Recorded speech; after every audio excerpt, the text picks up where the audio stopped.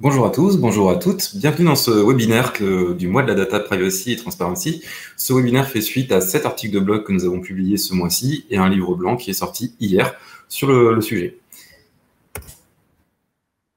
En termes d'agenda aujourd'hui, nous verrons tout d'abord, après une brève introduction, qu'est-ce que c'est que le droit à l'oubli, cette notion qui a été introduite avec RGPD, et quelles solutions techniques on peut mettre en place pour travailler le droit à l'oubli.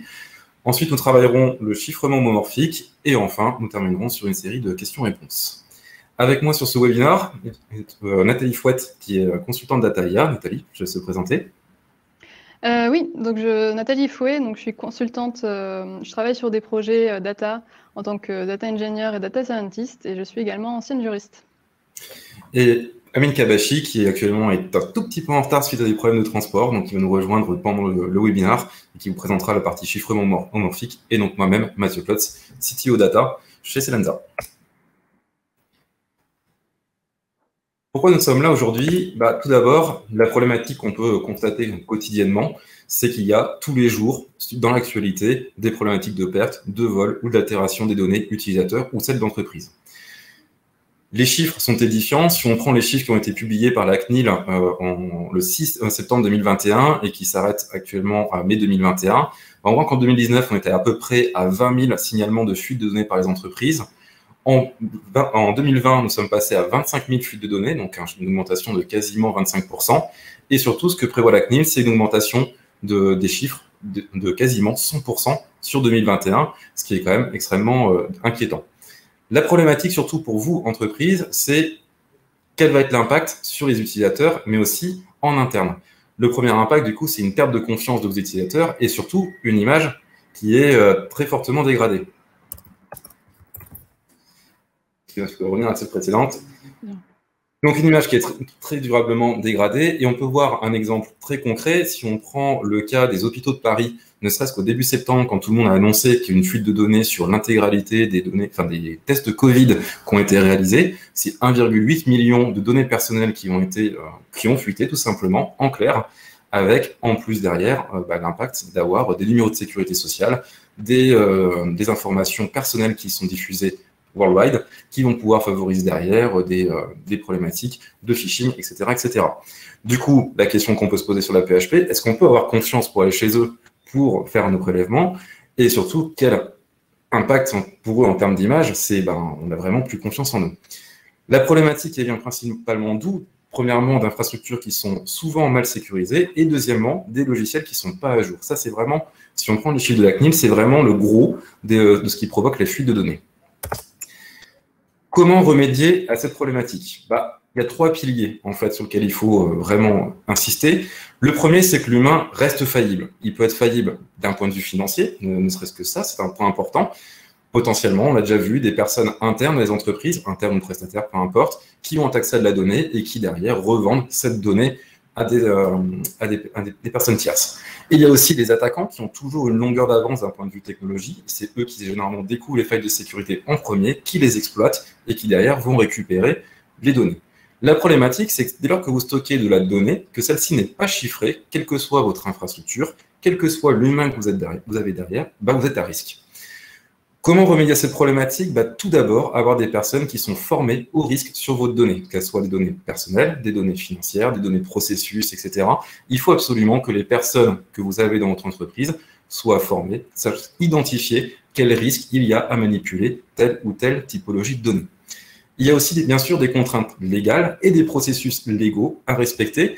Et on le verra avec le droit à l'oubli avec Nathalie, que concrètement, le droit à l'oubli aide à sécuriser nos données et à réduire surtout la quantité de données qui peut fuiter en cas de faille.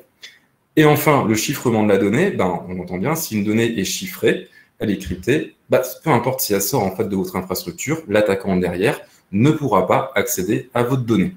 En tout cas, pas en clair. Donc ça, c'est vraiment les 3 piliers qui sont vraiment importants à respecter. Il y en a bien sûr d'autres. Nous, on ne présentera que ces 2 sur 3. Mais en tout cas, ces 3-là sont les plus importants. Après, bien sûr, l'infrastructure a son rôle à jouer, comme on l'a présenté dans nos articles de blog. Je vais laisser la main à Nathalie sur le droit à l'oubli, qui va vous expliquer quels sont les impacts du droit à l'oubli, comment remédier aux problématiques sur le droit à l'oubli, et surtout quels avantages ça va vous apporter. Nathalie? Yes, merci Mathieu. Alors, comme vous l'expliquiez Mathieu juste avant, vous avez un des 3 piliers de prévention, qui est la mise en place de procédures liées à des contraintes légales. Et vous avez dû voir ces dernières années que ces contraintes légales se sont surtout précisées dans la protection des données personnelles. Je pense qu'on a tous entendu parler du RGPD, donc du Règlement général sur la protection des données personnelles. Et parmi les droits prévus par ce texte, il en est un qui a donné du fil à retordre aux entreprises, et c'est bien le droit à l'oubli. Donc le droit à l'oubli, il n'a pas été inauguré par le RGPD. En France, il était déjà évoqué en 1978 dans la loi Informatique et Liberté, et aussi en 2016 pour la loi pour une république numérique à propos des mineurs. Et au niveau européen, c'est avec l'affaire Google Spain que la Cour de justice de l'Union européenne va introduire un droit au déréférencement. Arrive en 2018 le RGPD et son article 17 qui va redéfinir le droit à l'effacement et le droit à l'oubli numérique. D'ailleurs, ce texte a eu un rayonnement international puisque certains États ont pris certains avantages du texte. Et on parle notamment de l'État de Californie avec le California Consumer Privacy Act, qui reprend notamment un droit à l'oubli un peu similaire au RGPD. Donc le droit à l'oubli tel qu'il est redéfini par le RGPD, c'est un droit qui est non absolu. Le RGPD va aller plus loin que les textes précédents, notamment en établissant les situations, en listant les situations dans lesquelles le responsable de traitement va avoir l'obligation d'effacer les données de la personne concernée. Alors, je ne vais pas rentrer dans les détails de toutes les situations, vous pouvez aller voir mon article sur le sujet, je vais un peu plus loin. Mais voilà, vous pouvez retenir que, par exemple, le responsable de traitement va avoir l'obligation de supprimer, d'effacer ses données personnelles dans le cas où l'intéressé va retirer son consentement, par exemple, ou dans le cas où les données vont faire l'objet d'un traitement illicite. Typiquement, si les données ont été volées ou piratées. Et ce droit à l'oubli, il va aussi avoir des limites qui vont être listées par le RGPD. Des limites, donc par exemple quand le droit à l'oubli va aller à l'encontre de l'exercice du droit à la liberté d'expression ou d'information, ou à l'encontre du respect d'une obligation légale. C'est le cas par exemple pour un délai, on a un délai par exemple de 10 ans pour la conservation des factures clients et fournisseurs.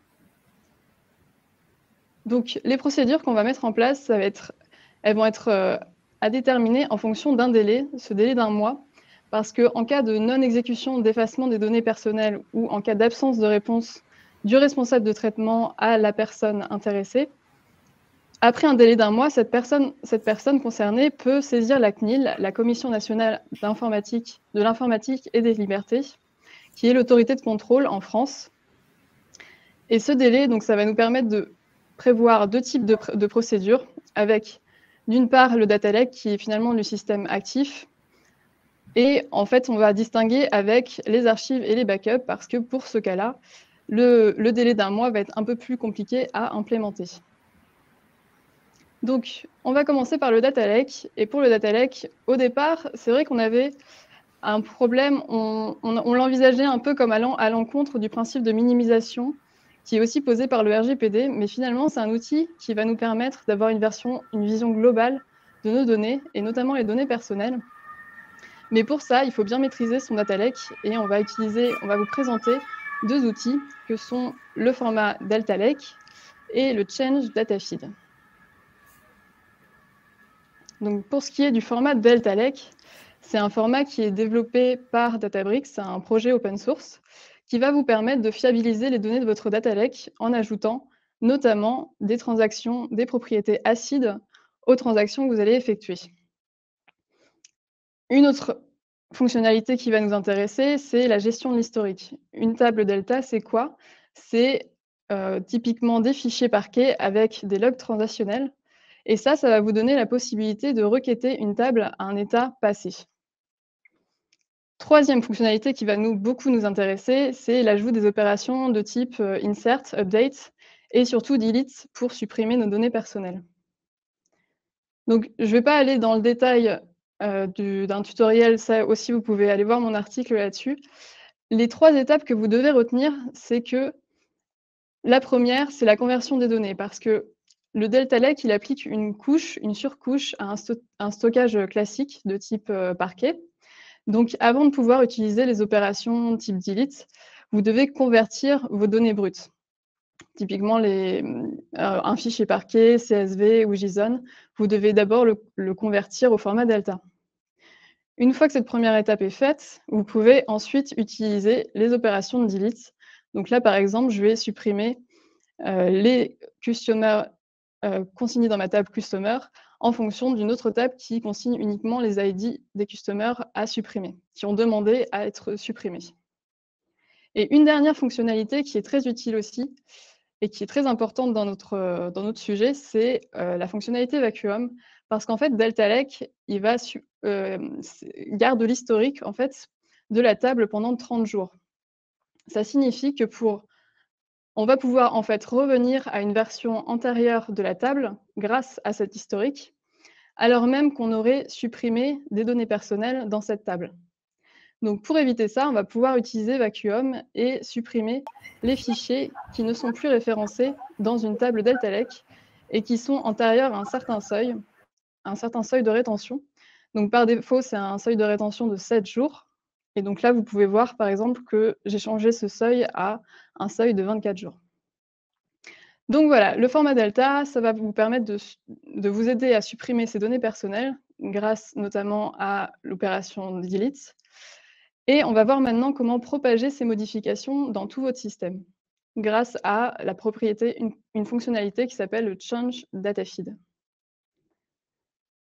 Alors le Change Data Feed, c'est quoi? Ça a été aussi développé par Databricks, c'est une fonctionnalité toute récente et qui va vous permettre de capturer les modifications au niveau des lignes entre différentes versions d'une table delta. Finalement, en fait, on va pouvoir utiliser ces données de modification pour ensuite propager uniquement ces données modifiées dans tout votre système en aval. Là, par exemple, vous voyez qu'on va pouvoir, par exemple, propager des modifications qui ont été faites en silver vers une table gold, mais aussi ça peut être des modifications qui ont été faites en gold, puis envoyées, propagées vers des services externes comme Kafka et comme une base de données relationnelle, par exemple. Donc, vous allez enregistrer ces événements de modification. En fait, vous pouvez voir le Change Data Feed comme une fonctionnalité CDC, Change Data Capture, que vous connaissez peut-être déjà sur des bases de données relationnelles. Bah, finalement, le Change Data Feed, c'est comme du CDC, mais sur un format Delta. Donc, je vais vous montrer rapidement comment ça fonctionne en réalité.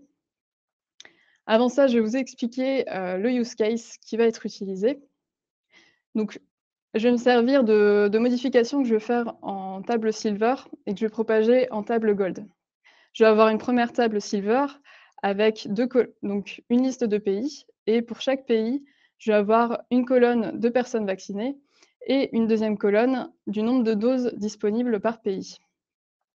Je vais me servir de cette table pour ensuite calculer le taux de vaccination par pays que je vais retrouver dans ma table gold.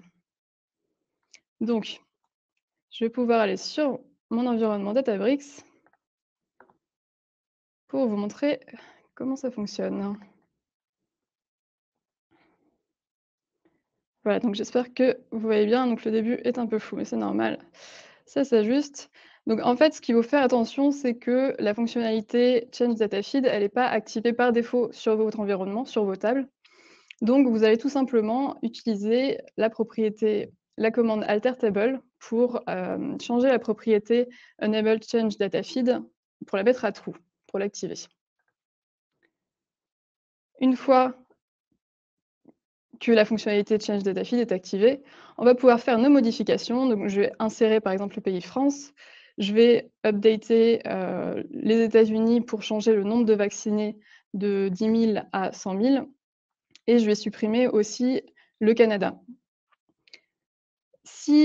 Alors, ce qui est important aussi, c'est que quand on active la fonctionnalité Change Data Feed, il faut faire attention à quand on fait les modifications. Si vous ne vous souvenez plus, en fait, les modifications qui vont être effectuées avant l'activation, elles ne vont pas être prises en compte par le Change Data Feed, ce qui est normal. Donc, ce que vous pouvez faire, c'est juste un describe history pour vérifier rapidement à quel moment vous avez activé la fonctionnalité Change Data Feed. Et donc, une fois que ça c'est fait, vous allez pouvoir enfin explorer la fonctionnalité de Change Data Feed. Donc ici, par exemple, on va pouvoir utiliser la fonction Table Changes, à laquelle on va passer les paramètres, donc la table à laquelle que je veux observer, avec une fenêtre de temps qui est en fait la version des commits, le premier et le dernier. Donc là, par exemple, après la première version, donc qui est la version 2, j'ai fait 3 changements, donc de 2 à 5. Et donc ici, vous pouvez voir que la France a bien été ajoutée, que le Canada a bien été supprimé. Donc vous allez avoir les données de changement et également des métadatas, donc avec par exemple le type d'opération ici. Et vous voyez que par exemple pour les États-Unis, c'est un update, donc c'est bien indiqué et vous avez 2 lignes pour vous indiquer les anciennes données et les nouvelles. Voilà, donc maintenant on va voir comment utiliser ces données pour justement propager ces modifications vers la table Gold. Donc ce qu'on va faire, c'est qu'on va tout simplement utiliser la commande merge, mais attention, au lieu de faire comme d'habitude et de scanner finalement toute la table Silver pour aller checker si tel ID est encore présent et savoir si on fait soit un update, soit un insert, soit un delete. Ici, je vais juste prendre la fenêtre de temps juste les modifications que j'ai effectuées et c'est avec celle-ci que je vais pouvoir faire mon merge. Donc ça réduit considérablement la volumétrie que j'ai à fusionner. Et vous allez pouvoir voir que dans le résultat final, dans la table Gold, on a bien mon nouveau pays, la France, que les USA, le taux de vaccination a bien changé et le Canada a bien été supprimé. Voilà pour la fonctionnalité de Change Data Feed. Hop, hop, c'est bon, tout le monde va bien. Voilà, donc on a vu pour le data lake comment on pouvait supprimer des données, comment on pouvait les propager. On va voir maintenant comment faire finalement pour les backups, les archives, parce que si on se rappelle bien, donc on a un délai d'1 mois pour répondre à la demande de suppression de données personnelles et s'assurer que les données en question sont bien effacées de normalement tous nos systèmes. Le problème, c'est qu'on a supprimé nos données, donc par exemple pour notre data lake, il n'y a pas de souci, mais qu'en est-il pour les données qui sont encore stockées sur nos backups? Et comment aussi, si on faisait l'opération, comment garantir encore l'intégrité de ce backup? Et en cas de restore du backup, comment aussi on peut prévoir la suppression des données qu'on a supprimées dans le système actif, mais qui étaient encore stockées dans les backups. Donc pour tout ça, finalement, les autorités de contrôle vont être assez magnanimes. Elles vont s'adapter en fonction, par exemple, des circonstances particulières ou de la durée de rétention aussi prévue pour les backups et aussi des possibilités techniques de votre entreprise. Mais dans tous les cas, vous devez être transparent avec votre utilisateur qui aura fait la demande de suppression. Si on résume les actions à mettre en place pour vos backups, donc il faut prévoir un calendrier de rétention que vous allez communiquer à l'utilisateur qui souhaite supprimer ces données. Vous allez devoir aussi prévoir une durée précise, limitée et raisonnable, et prévoir également un journal de suppression pour les administrateurs de bases de données qui vont pouvoir utiliser ce journal en cas de restauration de backup. Alors attention aussi, ce journal doit répondre aussi au principe de minimisation. Ces backups, vous devez les utiliser uniquement pour restaurer un environnement technique et vous devez prévoir une analyse de risque et d'impact sur les procédures et la protection des données que vous allez documenter avec toutes les procédures et toutes les politiques de sécurité de vos données. Ça va être un élément très important en cas de contrôle de la CNIL. Vous devez vraiment faire en sorte que tous les éléments soient là pour garantir que les conditions d'adaptation du droit à l'oubli soient bien mises en œuvre. Donc voilà, et donc sur la sécurité des données, je vais donc laisser Amine vous expliquer le chiffrement homomorphe. Merci Nathalie. Bonjour tout le monde. Aujourd'hui, je parlais du chiffrement et en spécifique le chiffrement homomorphe. Donc, on sait tous qu'aujourd'hui, le chiffrement est un procédé de sécurité assez important parce qu'il permet aux entreprises de confirmer la confidentialité de leurs data, quel que soit in rest ou in transit. Et aussi, ça leur permet aussi de vérifier l'intégrité des données qui sont échangées par les différents systèmes et par les différents fournisseurs de données. Donc aujourd'hui, on a bien avancé sur la partie chiffrement. On a des algorithmes assez avancés qui résistent à des techniques avancées de crypto-analyse, par exemple.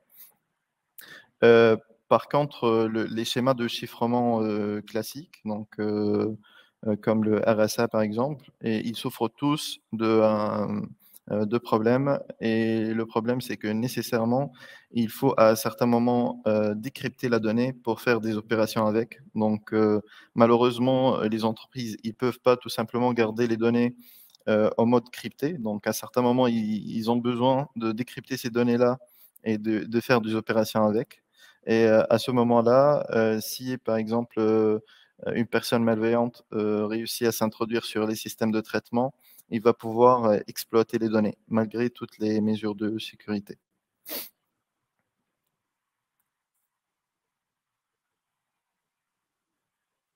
C'est quoi le chiffrement homomorphe? Donc, le chiffrement homomorphe, c'est un système de chiffrement qui permet d'effectuer des calculs sur des données sans nécessairement avoir à les déchiffrer. Donc, si on prend par exemple le cas d'une entreprise qui va envoyer ses données sur, par exemple, un data lake sur Azure, elle a besoin d'uploader les données sur Azure, de mettre en place des polices de sécurité, donc des configurations de permissions et autres. Peut-être qu'ils vont mettre en place aussi des clés managées par eux-mêmes, pas par le provider cloud. Par contre, à certains moments, imaginons qu'ils vont faire un traitement avec ces données-là, ces données, ils vont plus être décryptées. Et donc, c'est à ce moment-là que nos données ils sont vulnérables et que l'hypothèse d'externaliser, par exemple, les données pour un traitement sur le cloud et tout, ça devient moins évidente pour certaines entreprises. De l'autre côté, le chiffrement homomorphe, il présente une alternative. Et l'alternative, c'est que toute la partie chiffrement, elle se fait dans un espace contrôlé. Donc, par exemple, on-prem chez l'entreprise. Et quand on envoie la donnée sur le cloud, on n'a pas besoin de la déchiffrer. Toutes les opérations ou les opérations possibles, elles peuvent être faites de façon transparente, sans avoir à déchiffrer la donnée.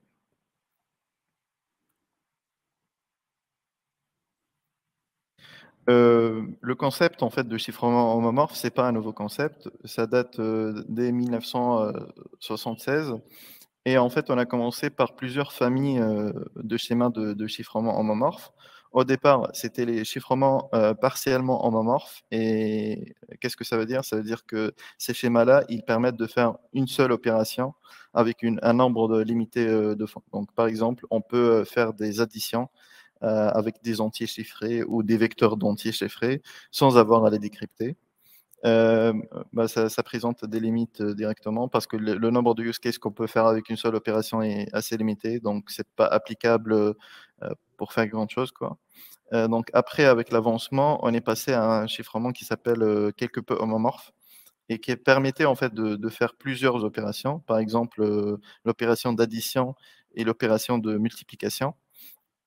Et par contre, le problème, c'est que le nombre, il était encore limité. Donc, théoriquement même, on ne pouvait pas faire un nombre infini de multiplication ou d'addition, qui limitait aussi le scope d'application de ce genre d'algorithme. Et finalement, on a Greg Sentry qui vient en 2009 et qui pose théoriquement un schéma de chiffrement totalement homomorphe, en fait, qui permet de faire des opérations à la fois en addition, à la fois en multiplication et avec un nombre infini de fois. Après, on va voir que réellement sur la pratique, ça ne permet pas de faire ça, mais à la limite, théoriquement, ça permettait de le faire. Et à partir de cette date-là, il y avait il y avait un grand intérêt de la communauté scientifique, surtout de la communauté qui bossent sur la recherche en sécurité et en cryptographie sur ces techniques et ces schémas de chiffrement totalement homomorphes et plusieurs autres schémas comme CKKS, BFV ont pris le jour.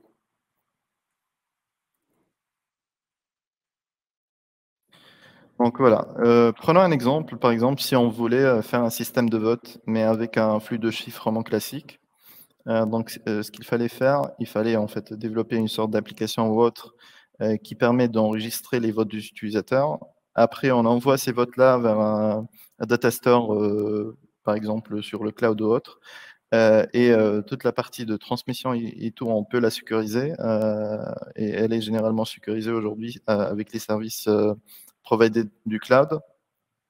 Et finalement, la dernière étape, si on voulait par exemple faire les sommations de vote, etc., on a besoin de décrypter cette donnée-là pour permettre à des algorithmes de faire les opérations d'addition sur les vecteurs de vote. Et en fait, à cette troisième étape, il y a un risque que si ce système de traitement il est compromis au moment de traitement, il y aura une probabilité que les personnes puissent avoir les résultats ou une partie des résultats. Donc, ce schéma-là, c'est généralement le schéma qui est appliqué pour la majorité des opérations qu'on fait aujourd'hui. Mais on voit bien qu'à la troisième étape, vu que la donnée elle est décryptée, donc ça introduit un risque aux entreprises.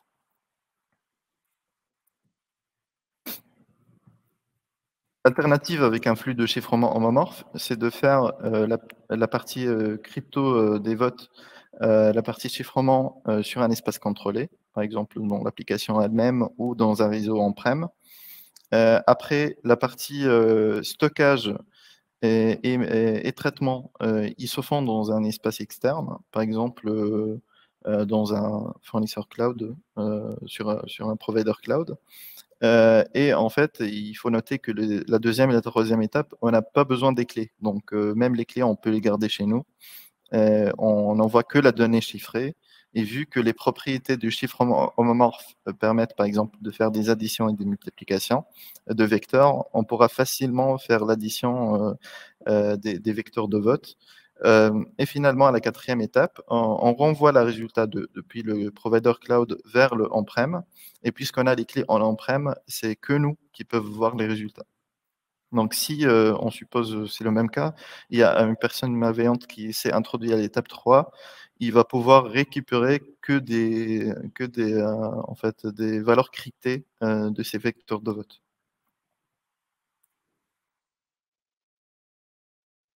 Donc aujourd'hui, comme j'ai dit, il y a beaucoup d'intérêt pour cette technologie-là, vu la grande valeur qu'elle peut avoir pour surtout le traitement sur le cloud, etc. Donc il y a plusieurs éditeurs et plusieurs instituts et personnes académiques qui bossent sur les implémentations des algorithmes de chiffrement homomorphe. Par exemple, on note deux librairies qui sont Microsoft Seal, qui est providé par Microsoft et qui permet d'implémenter deux schémas CKKS et BFV. Une autre qui s'appelle Palisade, qui est providé par plusieurs instituts et entreprises. Par exemple, il y a MIT comme contributeur, par exemple. Ça permet de faire beaucoup plus de schémas. Microsoft Seal, ça se base sur du C# et Palisade, c'est sur du C. Donc il y a aussi en fait un repo sur GitHub qui s'appelle AwesomeHE, j'ai mis le lien, qui contient une liste complète en fait de tout ce que vous pouvez utiliser et de beaucoup de démos en fait qui sont faites avec Node.js, avec en fait des exemples d'implémentation d'algorithmes de machine learning, etc., qui utilisent du chiffrement homomorphe.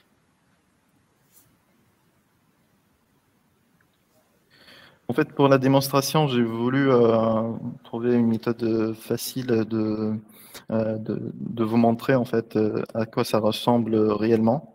Donc là, c'est une démonstration d'une librairie qui s'appelle PyFL et c'est un wrapper en fait Python pour Seal et Palisade. Donc c'est juste une interface qui à l'intérieur, elle utilise Microsoft Seal ou Palisade. Donc, par défaut, ça utilise Microsoft Seal. Donc là, comme on voit, il y a en fait, pour pouvoir l'utiliser, il faut importer quelques classes. Une classe où il y a toutes les fonctionnalités utilitaires, une pour tout ce qui est texte en clair et une pour les textes cryptés. Après l'étape d'initialisation, où en fait on initialise un objet qui permet de définir des paramètres, le modulo des textes en clair. Il permet de générer par exemple des clés privées et publiques. Le chiffrement, ça se fait simplement avec, par exemple, si on a des entiers, il y a une méthode qui s'appelle encryptInt, qui permet de transformer les entiers en des entiers chiffrés avec les clés. L'exploitation, c'est en fait aussi avec un syntaxe Python simple, donc ils ont overloadé les opérations classiques plus, moins, fois pour pouvoir faire des opérations sur les textes chiffrés. Et finalement, le décryptage, ça se fait avec une fonction qui s'appelle decryptInt. Donc là, c'est un cas très simple d'encryption d'entiers. Par contre, c'est généralisable. Par exemple, si vous avez des vecteurs d'entiers à vouloir implémenter, par exemple, le use case de vote qu'on a vu tout à l'heure, c'est faisable. Et en fait, j'ai mis aussi un lien vers les exemples officiels de BraveHL, où il y a par exemple un exemple où il utilise NumPy, en fait un vecteur d'entier, pour faire les opérations. Et si vous pouvez voir cet exemple-là, vous allez directement voir que ça généralise l'exemple que j'ai montré et que ça permet par exemple d'implémenter ce use case-là de vote. Et il y a d'autres aussi beaucoup d'autres exemples de comment utiliser cette librairie-là, et je pense pour quelqu'un qui commence à expérimenter, c'est beaucoup plus facile à implémenter que utiliser Seal directement. Finalement, c'est quoi les limitations? Les limitations, c'est qu'aujourd'hui, ça reste assez expérimental, vu que même avec ces algorithmes-là, on ne peut pas faire un grand nombre de multiplications, vu que ça prend beaucoup de temps.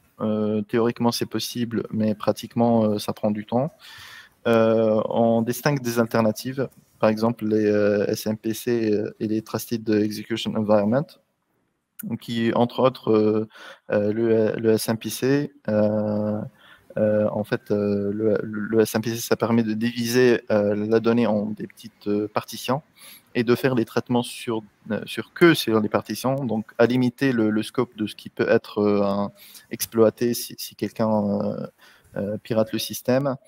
Et les Trusted Execution Environment, ça fait usage de technologies hardware comme IntelliSGX par exemple, afin de pouvoir isoler complètement le traitement et la donnée pour des use cases assez exigeantes, comme des use cases de traitement de données de santé ou autres. Aujourd'hui, sur Azure, par exemple, il y a le service Azure Confidential Computing qui vous permet de lancer des VM, des conteneurs ou même AKS avec des esclaves, avec des slots privatisés. Voilà.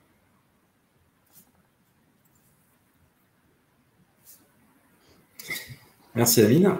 Du coup, on l'a vu pendant ce webinaire, donc il y a le droit à l'oubli qui est quand même un élément important pour sécuriser vos données.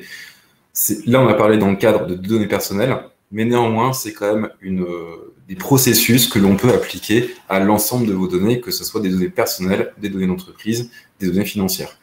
Le plus important étant de faire en sorte de minimiser la quantité de données, d'être en capacité de supprimer la donnée lorsqu'elle n'est plus nécessaire, et surtout à la demande éventuellement pourquoi pas de personnel quand c'est le cas de l'interne, et surtout d'appliquer cette suppression de données. Cette minimisation est une chose, mais bien sûr, avoir les données chiffrées est un autre combat. Amine l'a montré et l'a dit, actuellement le chiffrement homomorphe est quelque chose encore expérimental qui a des impacts. D'ailleurs, Amine, on a une question qui est quel est l'impact sur la performance sur le chiffrement homomorphe?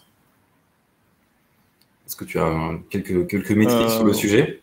Oui, en fait, aujourd'hui, ce qu'on peut faire avec le chiffrement homomorphe, c'est vraiment des algorithmes simples. Donc, si on a des polynômes avec des degrés faibles, des matrices avec des degrés faibles aussi, des algorithmes de régression linéaire assez simples, c'est quand même possible de les faire.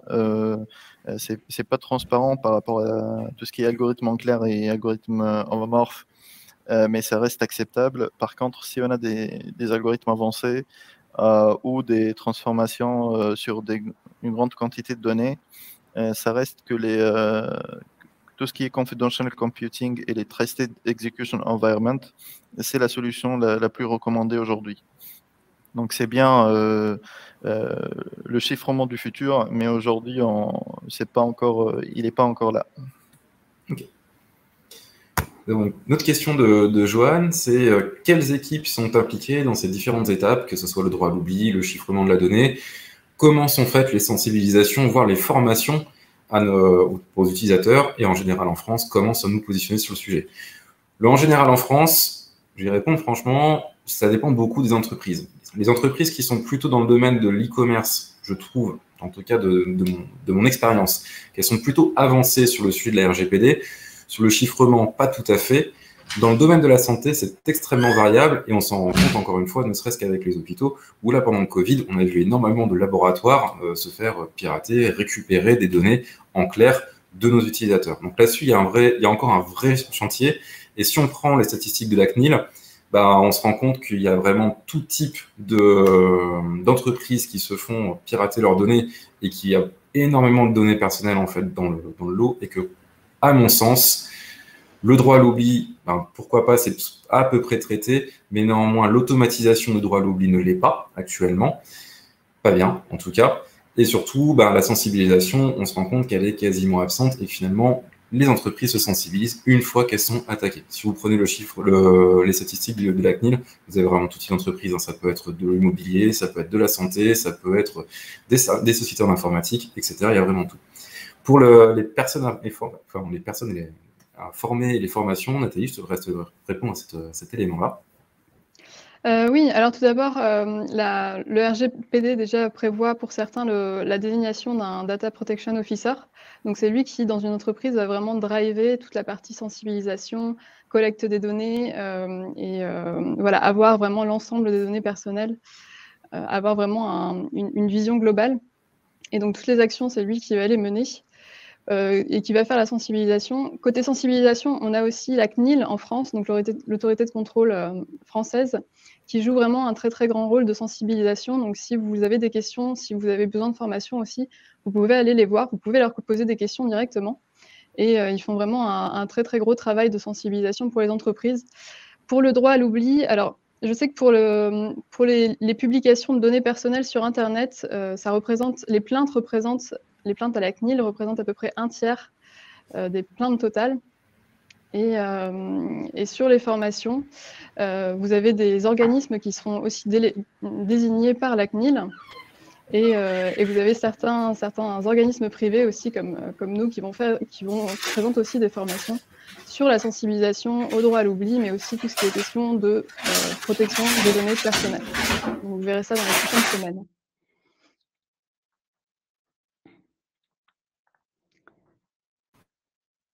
Je ne sais pas si on avait d'autres questions. On a une autre question du coup de Larissa. Est-ce que l'activation du Change Data Feed sur Delta peut provoquer des délais en termes d'écriture dans Delta ou est-ce que c'est transparent? Nathalie, du coup. Alors, l'activation du Change Data Feed, alors vous pouvez voir, en termes de délai, non, en termes d'écriture, vous allez avoir, en fait, vous pouvez vraiment prendre référence au Change Data Feed que vous avez dans les bases de données relationnelles. Ça va être à peu près le même délai en termes d'écriture. Et en termes de transparence, je ne sais pas exactement ce que vous vouliez dire par là. La question, c'est est-ce qu'en termes de performance en écriture et en lecture, est-ce que c'est complètement transparent le fait d'activer le Change Data Feed? Oui, du coup, c'est totalement transparent. Vous allez avoir ces modifications qui vont être écrites dans une table vraiment à part. Donc, les données de modification plus les métadonnées. Il y a un sujet pour compléter pour ceux qui ne connaissent pas Delta, que Nathalie a brièvement énoncé tout à l'heure. On a fait un webinaire l'an dernier dédié sur le sujet Delta Lake, donc vous pouvez tout à fait retourner dessus, le voir, c'est sur nos chaînes YouTube. Bah, écoutez, s'il n'y a pas d'autres questions, vous pouvez retrouver dans le chat notre livre blanc, qui va vous être sorti dès maintenant. Et vous aurez d'ici mardi, du coup, le replay complet de ce webinar qui vous sera envoyé directement et qui après sera à disposition publiquement pour tout le monde. Encore une fois, merci à tous pour votre présence et je vous souhaite une bonne continuité de journée et à très bientôt. Merci à tous. Merci. Merci.